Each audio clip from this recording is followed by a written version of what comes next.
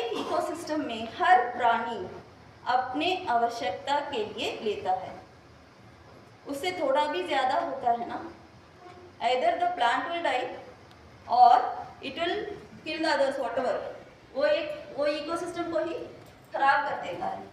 We are the only beings who don't mind what is happening to our neighbor and try to take everything to ourselves.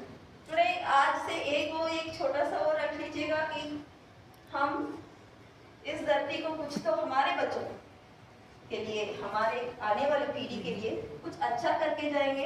At least हमारे घर में pesticides, insecticides और ये जो fertilisers है उसको use नहीं करेंगे। If you all want to know how to use, what to use, what else to use, how to grow and how to grow microgreens, what to grow for being healthy, I am always there. You can get my number.